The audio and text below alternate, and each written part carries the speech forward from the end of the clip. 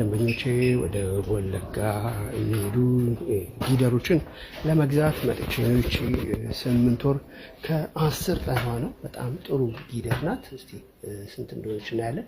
በአብዛኛው የአጥንት አቀማመጧን እናያለን። ይችን በጣም ጥሩ ጊደር ናት። ይችን መርጫታለሁ። ሌላዋ ይቺ አንዷ ናት። ይችም 7 ወር ገብታለች። እረፍት ሆና ነው።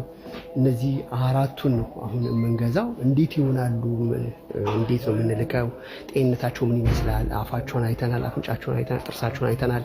2 ይሸርፈዋሉ፣ 1 ይሸርፈዋሉ። በትክክል የመጀመሪያ ወሊድ ናቸው ወይ? ግታቸውን አቀማመጥ በደንብ አይተናል። እዚህ ጋርም በደንብ ይታያሉ።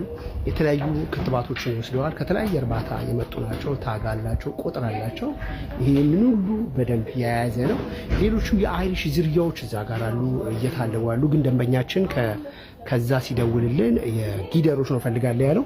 በዛ መሰረት ጊደሮች ነው የምንልክለት። እነዚህ ግን የአይሪሽ ዝርያዎች በጣም በዚህ በአውሮፓ አካባቢ የተለመዱ ከፍተኛ ወተት፣ ቅባትነት ያለው ወተት የሚሰጡ የወተት ላም ዝርያዎች ናቸው። እነዚህ ላሞች በስንት ይሰጠናል ደንበኛችን ገና አይተን ነው የምንነግራችሁ። አሁን የእረፍት ሰዓታቸው ነው። በደንብ እናያለን። በታቸው ምን ይመስላል? ተቅማጥ አላቸው ወይ? ሰውነታቸው ከስቷል? የተሰጣቸው ዘር በትክክል ሰክሰሰመን ነው ወይ? ይሄን ሁሉ እናያለን። እግራቸው፣ አጥንት አቀማመጣቸውን በደንብ እናያለን። ይሄ በጣም ወሳኝ ነው። ሌላው ደግሞ ይችም እንደዚሁ 6 ወር ከ15 ቀን ናት። እዚሁ ለደንበኛዬ እምልከው ነው። እንግዲህ ምን ይመስላል እናያለን። ጌቷን እንደምታዩት ይችም ጥሩ ደርሳለች። በጣም ጥሩ ናት ያለችው። ስለዚህ የምንልካቸው የወተት ላሞች ብዙ ጊዜ በጣም ተጠንቅቀን ነው የምናያቸው። የጤናቸው ሁኔታ፣ የአጥንት አቀማመጣቸው።